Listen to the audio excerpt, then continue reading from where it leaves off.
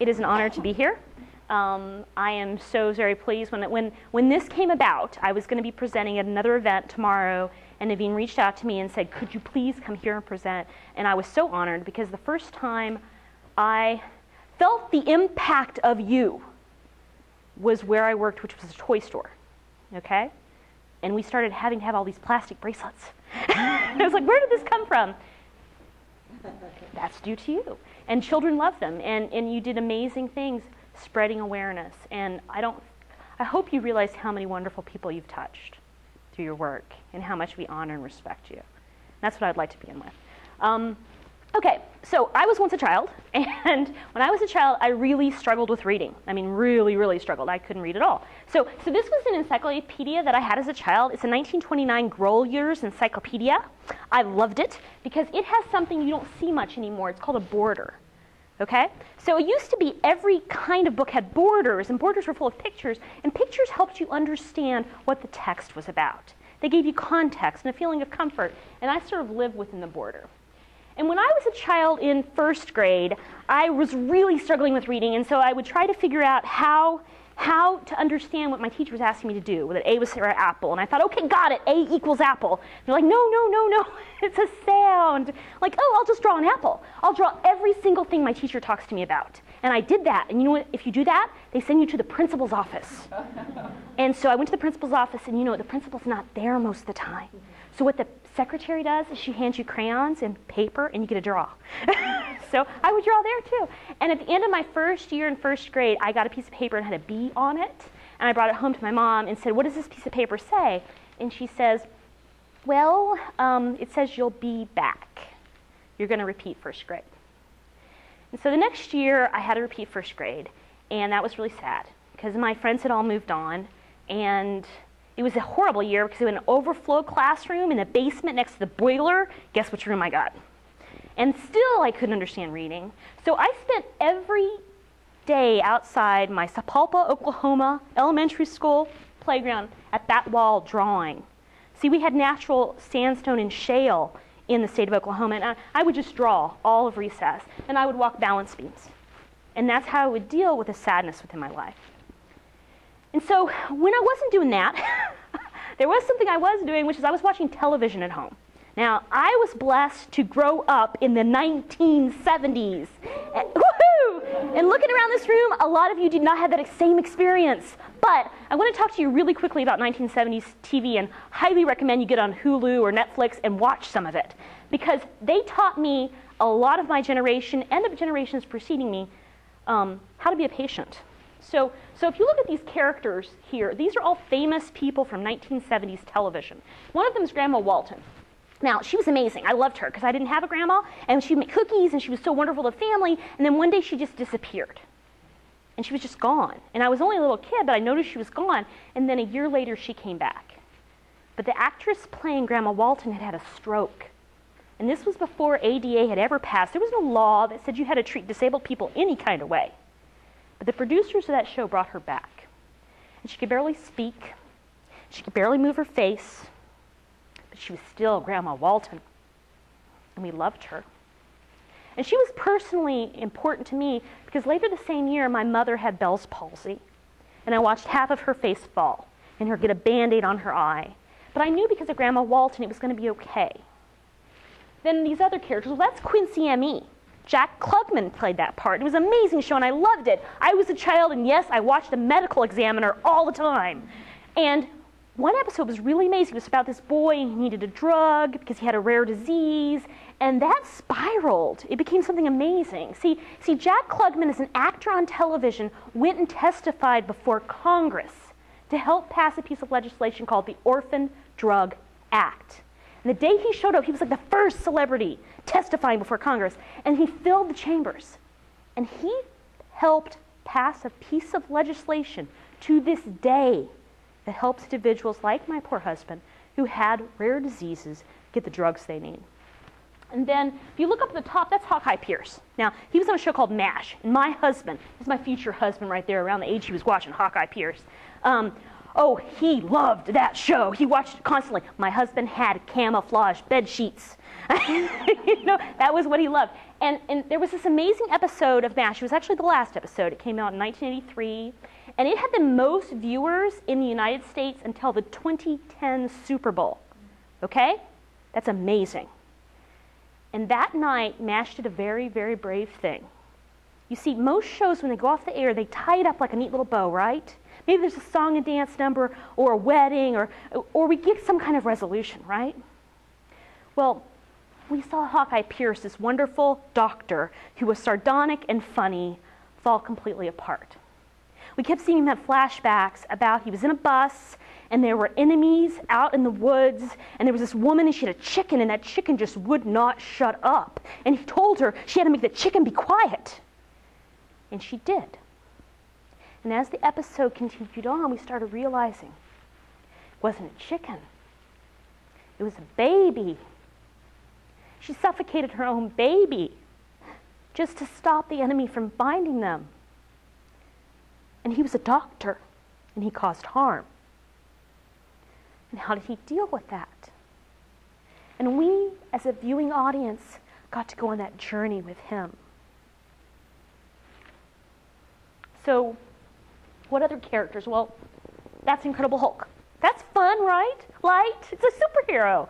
I watched him when I was 5. If you go back and watch the first episode of The Incredible Hulk, it's amazing because the first 30 minutes, an episode that was on prime time family viewing, the first 30 minutes is about a man who's lost his wife and how he'd do anything to save her and how he decides to spend the rest of his life trying to stop these kind of things from happening. And then finally, medically, the one that was most important to me is that lady right there. That's a young girl, and her name is Mary Ingalls.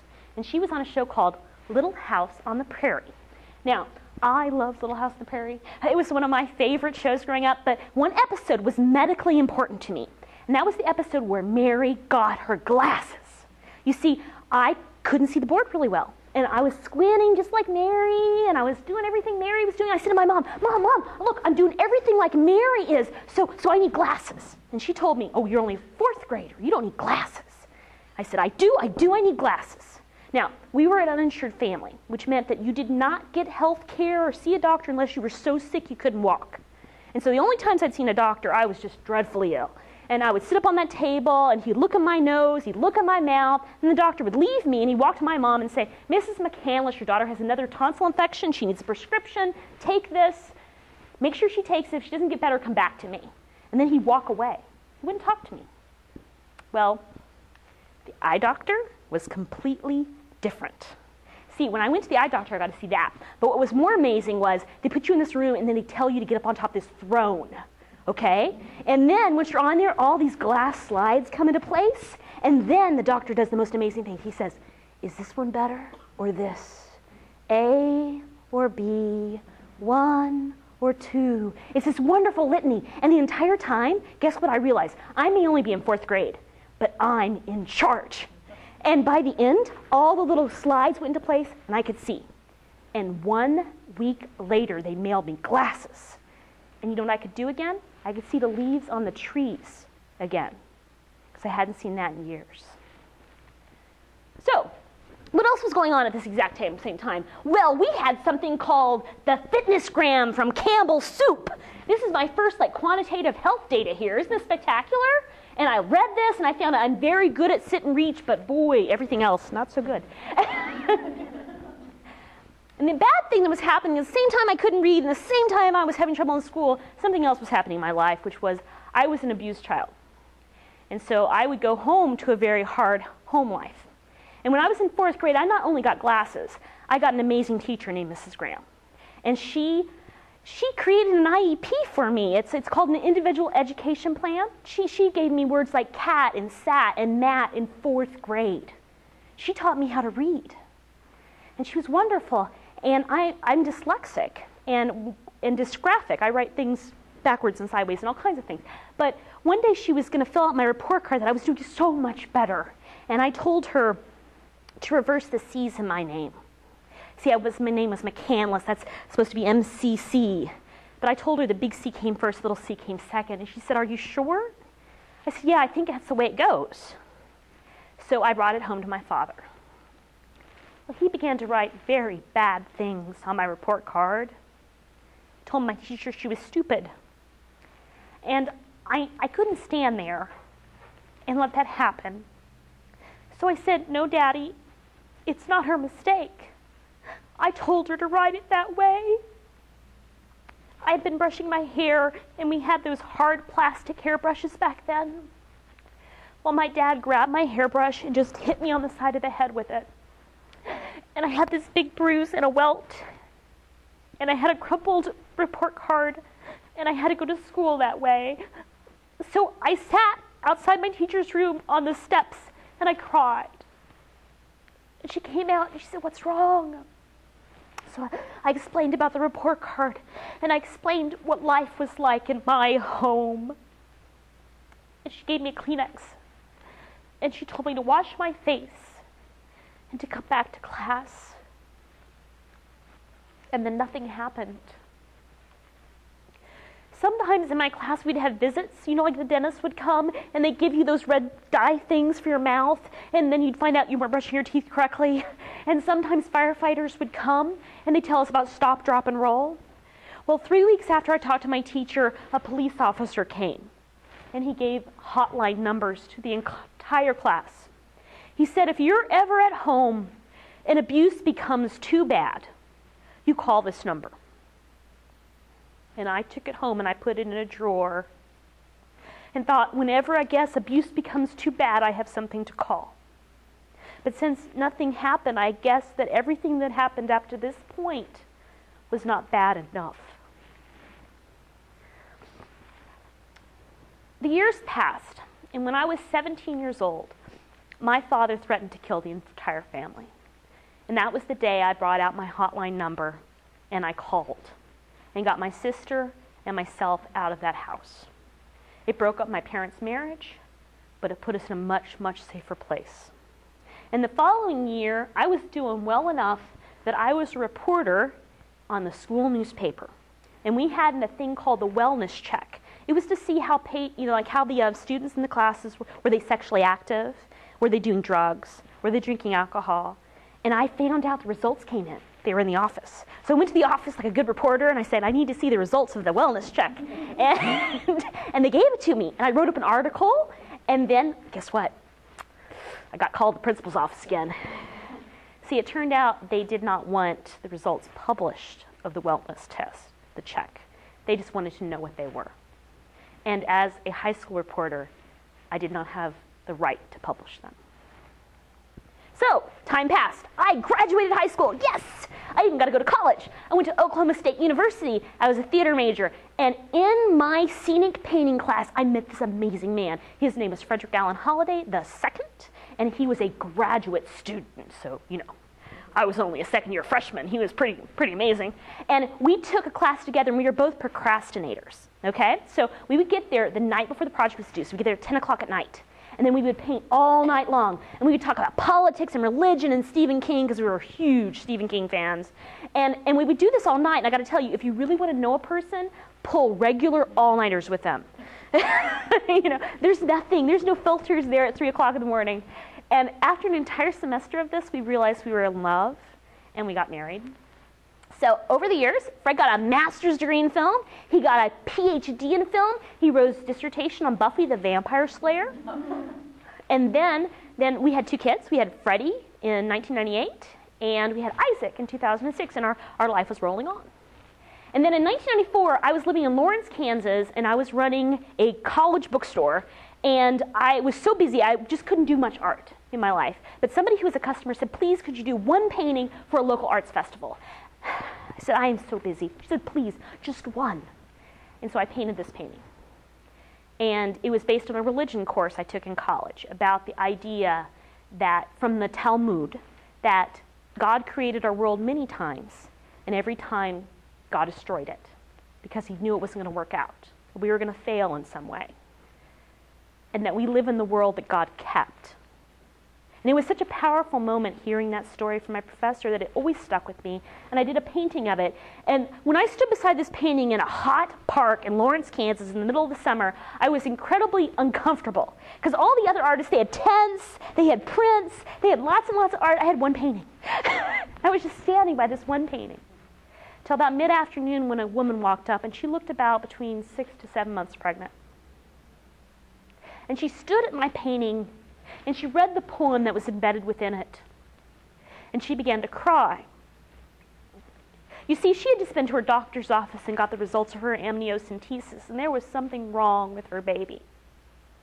And they gave her that, and they told her she could go home and think about what she would like to do. And she said, I just couldn't go home. So I saw this festival, and I saw the art, and I thought, maybe if I stopped, I wouldn't feel so bad. And then I stopped and I saw your art, then I read your poem. And it's not so bad now because I know I want to keep my baby no matter what. And I love it. And then she thanked me. And this is one of my favorite paintings I've ever done. And I know it existed for one day in a festival in Lawrence, Kansas. And it doesn't matter if anybody else ever sees it because the person it was created for already has. So, I kept painting. I kept working. I started working in a retail toy store for years and years and years. I sold toys for a living. I taught pre-K art, and that was my life. In 2007, thanks to Olin Mills Photography, we have this lovely portrait of our family. This was done in Christmas time at 9 o'clock at night. Don't we look amazing? And so our life was really hard in 2007. Between my husband and I, he adjuncted at 3 universities and was a video store clerk, and I was working 2 jobs. Between the 2 of us, we did not have health insurance for the whole family because his jobs didn't provide it, and my one retail job would cover me, but not the children, not my husband. In 2008, these were our New Year's resolutions. They were simple things like get medical insurance for the whole family, for Fred to get a job in his field, for us to spend more time together as a family, for my eldest son, Freddie, to get into a special school because he'd been diagnosed with autism. And we would like to have a 2-bedroom apartment because we were a family of 4 in a 1-bedroom apartment, and that wasn't so cool. And I got to tell you, we were blessed because in the year of 2008, almost all of this came true. Fred was hired at American University. They gave him medical insurance. They gave us more time to spend together as a family. Freddie got into a special needs school. I mean, it was just amazing. The only thing we didn't get was the 2-bedroom apartment. We thought this is our year. And things are looking up. In fall of 2008, this is Fred's business card. He loved this. He carried them everywhere and handed them out to everybody he met. It was officially printed by a printer, you know. Not homemade off the computer. So we loved it. But the bad thing is he was tired. We thought it had to do with his course load at first, but he went to the doctor and was diagnosed with hypertension. And I said, that's odd because, you know, he's actually been losing weight. He's lost a lot of weight this past year, and he's more fit than he's been, so why would he be diagnosed with hypertension now? And they said this just genetically happens sometimes. In January and February and March of 2009, my husband was in pain. So in January, he started having very bad rib pain and went to the doctor, and they gave him medication. Then went to the ER because it hurt so bad. And they said he'd broken his ribs coughing because we'd had a bad cough that year. And then in March, he started having very bad lower back pain. So we went back to the doctor for the lower back pain. And then a week after that, we determined that, you know, when you get that much painkillers, you should really be prescribed laxatives too. You should start having another problem. And then we finally went back and got more laxatives and muscle relaxants. So by mid-March of 2009, my husband was on 4 types of painkillers, and 2 of them were narcotic. 2 types of muscle relaxants and 4 types of laxatives, and we didn't know what was wrong with him. On March 13th of 2009, it was a Friday night, and I said, why don't we go to the ER, and we'll find out what's wrong with you. So we went to the really pretty ER, the one with the stained glass windows and the coffee shop and the gift shop and the pretty blue couches, and we thought the kids could play while we waited. Wound care after 3 hours, and said they were backed up. There'd be no CT scan or MRI, and that Fred might as well just go home and see his doctor next week. The following week, I went with my husband to the doctor. And the first thing I was amazed at, they just told him to go to the room to be examined. I said, aren't you going to weigh him?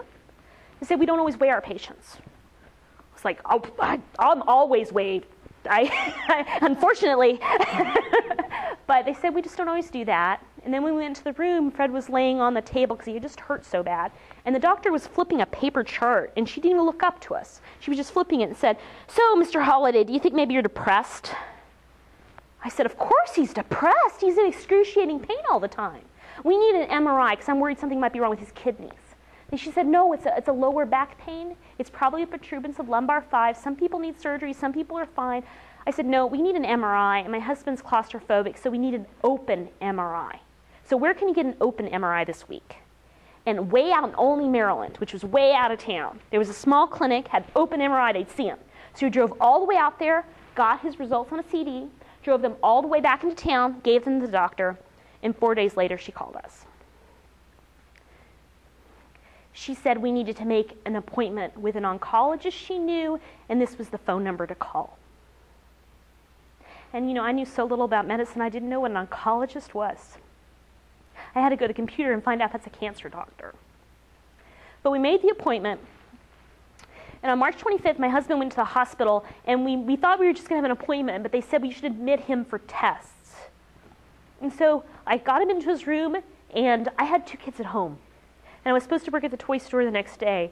And I didn't know you do not leave a patient by themselves in a hospital. So I left him there. And on March 27th, I was at the toy store and I was selling toys to this really lovely couple. Well, my boss came up to me with a phone. And he said, Reggie, it's your husband? My husband said, Reggie, I'm so scared.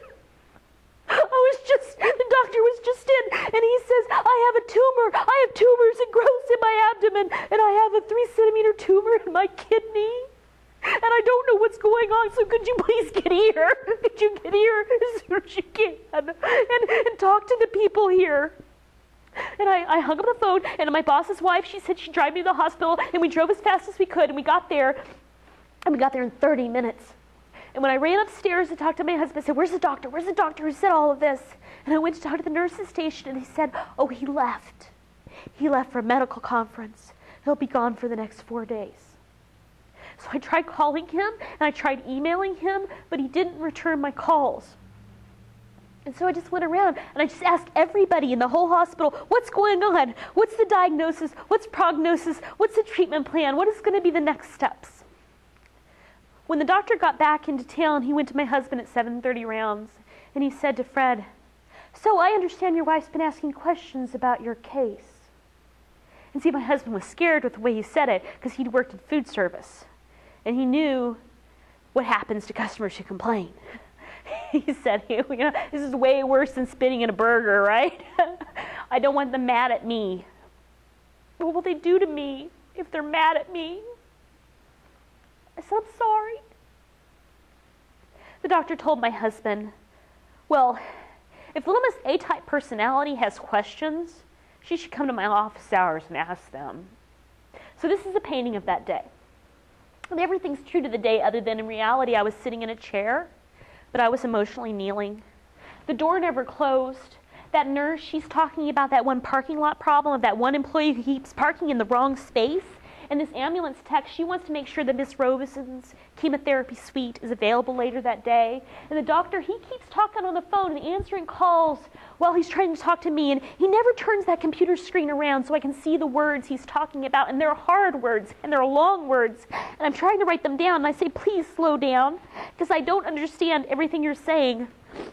So I'll have to research it online. He said, I don't like people who research online.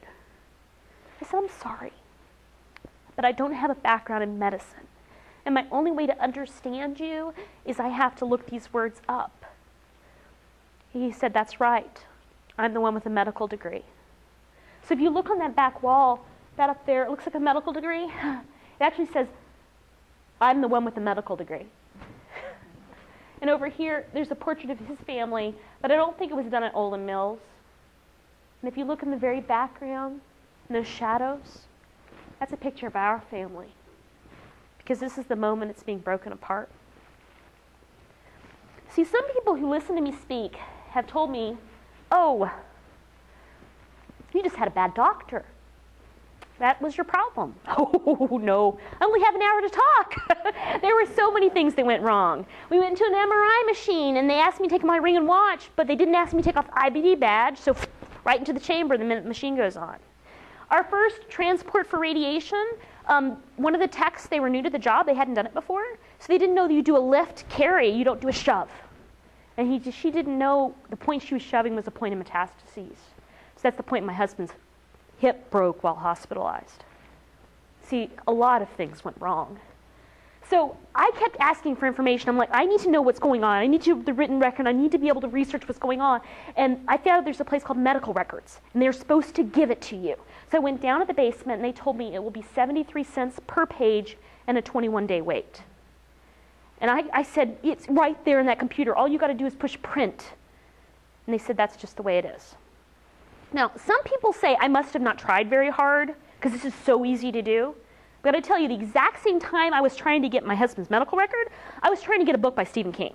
See, that year, that fall of 2009, Stephen King was writing a book called Under the Dome, which was the book that everybody had been waiting for because he had lost it in a cab 20 years before and swore he'd never rewrite it, and then he did. And so all of us fans were like very excited, and so was Fred. But I was researching kidney cancer. And I knew there's a really good chance my husband was not going to make it to the fall of 2009. So I emailed the book buyer at the toy store I worked. And she emailed the publisher's rep, who emailed the marketing director, who emailed Stephen King, and asked if we could get this man a copy of this book. And Stephen King said yes. So we got a galley edition by an A-list author 7 months before it would become available, yet we could not get to the medical record in the facility in which we are currently admitted. Now, this was a Saturday. See, what would happen on April 18th was a really sad thing. Every Saturday I would wrap toys for the children because they'd visit on Sunday, and it made it not so bad, you know. It's hard for kids. And there's noises and there's sounds and it's so sad. So I'd wrap little presents and we would hide them beside Fred and in the room so it wouldn't be so hard. Well, the doctor, he came in that Saturday morning around 9:30 and he was way over by the door. And he didn't even walk in the room, he stood by the door.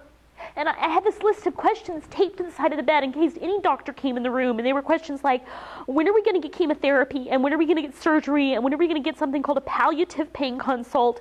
And when are we going to get a walker so he can walk again? And I started asking all the questions, and the doctor said, don't worry about the questions.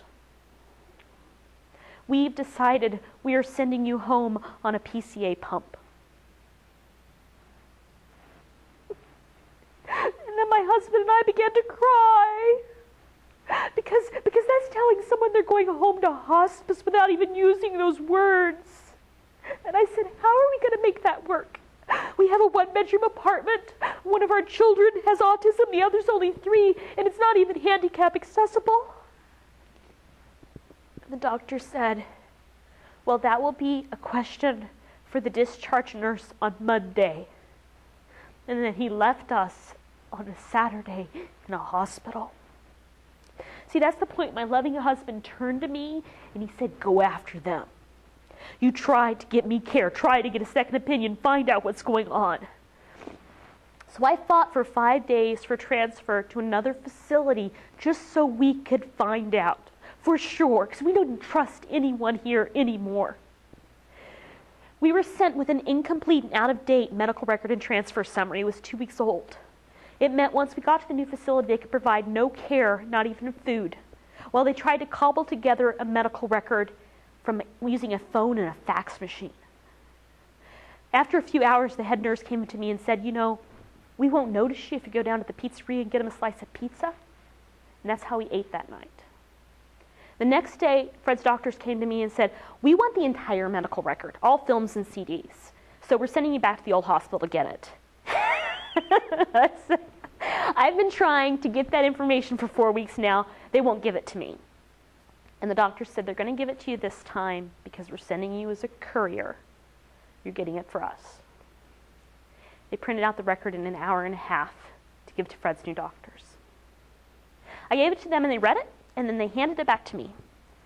And I said, you said this was important. You said you needed it. They said, no, we looked at what we could look at, but there's no way to put it in our system. See, but if you always have it, your husband's going to get the best care.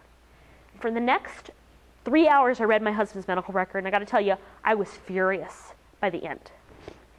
Because yes, it had medical errors. There are medical errors throughout. But that wasn't the most problematic thing. It had been full of actionable data that had not been acted upon. The most glaring instances was on the imaging report of 325, patient has distended bladder. 326, patient has distended bladder. 327, patient has distended bladder. 328, patient has distended bladder. Nurses' progress reports of 4-7, concern, patient is retaining urine. And on the radiology report of 410, patient has dangerously distended bladder. And this is the point that I learned about it because the radiologist that was off-site the day the hip broke, she grabbed me and said, Mrs. Holliday, I have been trying to reach your hospital. I've been trying to reach your doctor. Nobody's returning my calls. Your husband has a dangerously distended bladder to the point of rupture. You need to make sure he has a catheter placed when he gets back to the hospital. When I got back to the hospital, I went to the nurse's station. Okay, you have to place catheter, but I know something about my husband. He has a pre-existing condition. It's called a urinary tract stricture, so you're going to need a urologist because he's had this done before and it requires a special urologist to do it. And they said, well, we're going to try anyway. So they tried with a 16-gauge catheter and were unsuccessful. Then tried with a 12 and were unsuccessful. And then on the progress notes for that day, it says patient refused treatment. The next day, they finally got a urologist. So, I'm really angry. And I'm an artist. So what I did is I took the nutrition facts label, combined it with my husband's medical chart to make the norms for his height and weight and age, but then I added a picture of a human being, because my goal was, I want someone to glance at this and see how compromised my husband is. I want them to glance at it and realize you shouldn't shove a hip there, you're going to break it. And you can just glance, and you know how to treat that person. And the nurses said they would have put it in his chart, but I said, no, I want to paint it as a really big mural on the wall in Washington, D.C. And a local delicatessen said, yes, they would let me paint it there. So I painted it next to the menu in the local deli. And I said, are you sure you're going to want end-stage cancer next to a menu? And they said, yes, because they'd seen the same kind of thing happen with their mom, and they wanted to change things. So we're in the second facility, and we're still looking for when are we going to get chemotherapy, and it turns out what's happened is the order has popped out of pharmacy each time because it's too expensive. And the nurse navigator with the hospital tells me that I'm going to have to work with a specialty pharmacy and have it shipped to my home, pick it up there, and bring it into my husband and give it to my husband. And that's how we ended up getting 28 pills for $40,000. He did not get to take many of them. There were 17 left by the end of his treatment. All the while this was going on, I was on Facebook. Now, I'd gone on Facebook months before to run a Doctor Who themed birthday party, okay? And as my husband's disease progressed, I used Facebook as a carrying bridge. I told everybody friend me. And the beautiful thing about doing that is, guess what? They're still my friends today. The other thing that happened is I worked 3 shifts at the toy store while my husband was sick. He was hospitalized for 11 weeks. I worked 3 days during those 11 weeks, and I got to tell you, I did it for sanity. Because you can't take it always being the caregiver. And so I was a regular toy store employee for 3 days. And one of the days, a customer came in, and I felt like I had to tell her my husband had kidney cancer. And I said, I just have to tell you this. She said, oh, I just met this amazing man. His name is E-Patient Dave. You must meet E-Patient Dave. He survived stage 4 kidney cancer. I'm like, really? Really? Stage 4? Nobody survived stage 4. How do I meet the E-Patient Dave? She said, you get on Twitter. And I said, I don't know the Twitter. And she said, well, you're going to learn tonight. Well, that night, with the help of my 10-year-old autistic son, I figured out how to tweet. And that's my first tweet, and I've done it wrong, okay? So I'm trying to talk with Christine Kraft and E-Patient Dave. But guess what? E-Patient Dave found me. And then he started talking to me on the phone and by email. And by 10 o'clock that night, I was talking to Dave's oncologist from Harvard about my husband's case. And he was the most wonderful man. He listened to everything I had to say. And then he spoke truthfully and honestly. He said, sometimes it's too late. Sometimes catch this too late. So soon we would go to hospice. And hospice was a beautiful place, and they took care of my husband, and they were really kind, and he loved it. But after about 3 weeks, the discharge nurse came and said that he was stable and that he would need to go home. I said, well, I have a 1-bedroom apartment with 2 kids, one with autism, and we don't have a handicap accessible door, so how's he coming home? And she said, have you thought about moving? So we moved. In about 24 hours, with the help of 20 friends, to a new apartment that my husband could come home. And that's how we got our 2-bedroom apartment. And I cared for my husband for 6 days. On the 6th day, he woke up and said, Reggie, my catheter blew. And I called the hospice nurse, and she came, and she placed catheter. And he said, you are so good at that. And she said, yes, I worked at the VA for 20 years. And then she started sweeping our floor. I said, you don't have to sweep our floor. She said, no, you just go be with your husband. And as his breathing gets worse, you give him the atropine drops. And then something amazing happened. See, I'd never heard the terms terminal restlessness. All I knew is my husband, my wonderful husband, wanted to pull an all-nighter. We talked all night long about our kids and Stephen King and religion and art. Sometimes it didn't make sense. Sometimes it was slightly off. That's okay, because we were talking. And then at 6:30 in the morning, he turned to me and said, Reggie, you look so tired. You should go to sleep. And I said, I will. I slept for 1 hour. And I woke up for 7:30 meds. And I got the pills ready, and I brought them to my husband and said, it's time for 7:30 meds. And he wouldn't wake up. So I put him on his tongue, and I gave him the water and said, all you have to do is suck. And he took his final meds. But he never spoke again.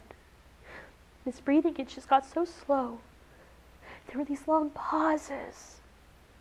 And I ran and got the children and my mother-in-law from the other rooms, and I said, it's okay, Daddy. It's okay. We love you so much. We love you so much. It's okay to go. And he stopped. And a friend took my little one to the playground, and we cleaned up Fred's body, and they put him in a bag, and they took him away. We had a funeral. We had a memorial service. On Monday, I had to teach Vacation Bible School. But on Tuesday, I began to paint. I began to blog and tweet and Facebook and do every single thing I could to work on changing healthcare for the better, to make it more transparent, patient-centered, make sure people got treated the way they needed to be treated throughout their life and the end of their life. And as I painted, first nobody talked to me. I was the strange widow on the ladder on the wall. And the homeless people came first. They talked to me, and you know why they're homeless? Most of them are homeless because they were sick, and it was sick in the head or sick in the body, but they didn't get there because they wanted to be there. They shared their stories with me, and within weeks, regular people started coming up. They shared their stories, and a few weeks later, it was reporters, and I was testifying before subcommittees about why we had to change things. See, this is my husband's medical record. It's called 73 Cents. This is the painting of his journey. There are 17 different people within this painting, and I gotta tell you, not one is making eye contact with another. On October 20th of 2009, we dedicated this mural, and we did it by singing songs to Buffy the Vampire Slayer. Okay? And one of the last songs is Where Do We Go From Here? And that is my question for you today. What are you gonna do? You see, we are at a really scary point. Change is scary. And I got to tell you, this moment within healthcare is one of the most monumentous that from people who've been in the space for a while I've talked to. They said this is the time that we must grasp it and change. See, this is my painting of George Washington University Medical Center, HCAP scores. If you look at the sky there, those are the clinicals, and their clinicals are great. They're like in the 90th percentiles. But if you look at this little girl's report card, that's patient satisfaction scores. And they're C's, D's, and F's. You want to know where I painted this painting? On the sidewalk in front of that hospital. It was amazing watching people go by and talk to me about the scores of the facility they had just come out of. They're like, where did you get this information? Online, hospitalcompared.gov. So you can see more of the data. These are 2 hospitals in the Maryland area. Look at that. C's, D's, and F's when it comes to hospital experience. But look at their clinicals, B's and A pluses. We used to only judge clinicals. patient engagement. Patient satisfaction is now becoming part of how we decide our care. I got the honor of presenting on the announcement for meaningful use. That was a high-tech legislation, and we were talking about the stage 1. See, me and a whole bunch of other patient advocates and e-patients pushed and pushed and pushed that we thought a core measure of that legislation must be patient access to the electronic medical record. And that day I got to meet this woman, amazing woman. That's Regina Benjamin, our Surgeon General. And she went to electronic medical records after her clinic flooded twice and then burnt to the ground. Because we have to be able to access this information both as providers, facilities, and patients. This is my painting of meaningful use. It's called the menu set. It's set in a diner. That's Kathleen Sebelius, Secretary of Health and Human Services, pouring coffee. Stimulus, right? And if you look at the background, there's 15 Apple Core measures of meaningful use. And our patient, she's being directly communicated with by the government. But over here we have a vendor talking to providers. We have to make this communication be a circle where we're all talking to each other. I got to meet Regina again when ONC opened an entire office of patient engagement. And their idea was, what is the I in HIT? You are right. He is. This is my son Isaac in the painting. He's the I in HIT. He's our future. You see, there are organizations and institutions who think it is still okay for patients not to have access to their records within 30 days. Just last year, there was a big report or letter. One of the major organizations in healthcare wrote that it was going to disturb workflows if patients could access that information in a more timely fashion. This is a doctor named Dr. David Shear. He believes very firmly that people who have medical devices implanted in their body should be able to access that information. Okay, so right now, you have an implanted device. It electronically communicates with the vendor who made it, the doctor who prescribed it. You have no access to that information. He's trying to change that. This woman is Miss Betty Bundy, and she's amazing. I got to go to Bell and Health in Green Bay, Wisconsin. And when I went out there, spectacular people. I learned about their stroke team. They have a very, very good stroke team. And the CEO asked the stroke team, how are we doing 18 months out or 2 years out? And the staff were like, we don't track that far. He said, get on the phone, start calling people. So they called Betty Bundy. They said, hi, Betty. It's Bell and Health, and we just want to see how you're doing. And she says, oh, Bell and Health? You sucked. You almost killed me. Well, it turned out they had lost her medical record between 2 to 3 visits, and she almost died because of it. So now, some hospitals would have ran away from Betty, right? They invited her in to present in front of the entire leadership of the hospital. And that woman has filter failure, so it was the most amazing thing. She said exactly what she thought. And they loved her so much, they were going to do the rollout of the new electronic medical system. They named it Betty. And so when people complained about new workflows and learning new patterns, they'd have to complain about Betty. People didn't want to complain about Betty. They loved Betty. It was amazing how it changed things. And at this facility, every single electronic medical workflow had a patient at the table helping design it. People say we can't help, but we can. And these weren't specially picked medical patients. These are folks who work at Lowe's. Regular people, but they can add to the conversation. Blue button, way cool! VA came out with this a few years ago. The concept was, what if on your portal there was this button you could push that was a complete download of your data for like 1 to 3 years? And they started it at the VA, then they rolled it out to TRICARE and Medicare, and it's spreading. And now private vendors are doing it too. And this is amazing because if patients can get to their data and actually read it, they're going to get better care, but also frees up entire data sets so we can do more things and understand population health. Learning health systems. There's a bunch of people working together right now, and I hope you guys are on this team. They're freely deciding to create a cooperative data sharing group. It's all kinds of vendors and companies and organizations who are deciding to work together. It's called the Learning Health System, and they believe in chaotic organization. Chaotic's the best word. Chaos and order together. Isn't that wonderful? I love that word. And then PCORI, you're probably familiar with what they're doing in patient-centered research. But I also put in the top of this is patients like me reaching out. They just got a Robert Wood Johnson Foundation grant to do some amazing stuff within research. So we're at this cusp of a bright future of being able to get to this data and help patients with it. Open Notes. This just came out in October. It was this amazing study. You know, I heard about this study on Twitter. So I was tweeting about we need to have doctors' notes open, and Robert Wood Johnson Foundation tweeted back at me, we're working on it. And so finally, the results came out. 90% of patients responded they understood what they'd read. Only 1 to 2% were bothered by what they read. 87% of the patients enrolled in the study did check their notes, because people have said in the past, oh, patients wouldn't bother if they had access. And doctors said the study only added a modest increase to work, and 80% of patients claimed greater adherence to medical protocols due to access to notes. That's a game changer. Okay? And of the 1% to 2% who were bothered, one of the doctors told one of the 1% to 2% stories. It was great. She said a patient had read his medical record and learned he was morbidly obese. He was very angry. Went to the doctor, said, I want that out of my record. The doctor said, there's a way we can do that. And 60 pounds later, it's out of his record. But they wouldn't have had the conversation without the open note. This is a giant painting I did of 17 different authors who wrote books about how to survive your hospital stay and patient experience. And I got to tell you, I stopped at 17 authors, but if I wanted to, I could just start ringing the entire room we're in right now and not stop on that painting, because there's so many books like this. But the bad thing is those books go out of print, and we get to start it all over again. So right now, the White House, AHRQ, RAND, they're all working together to create a consumer reporting system for patient safety. A 1-800 number you can call when the abuse gets too bad. Something we desperately need. Michael Graves, he is out there trying to redesign healthcare right now. He was a designer who had a spine eating disorder, went into a wheelchair, is now a paraplegic. And what he saw when he went into rehab and hospital facilities made him decide he wants to dedicate the rest of his life to reforming the design of how we deliver healthcare.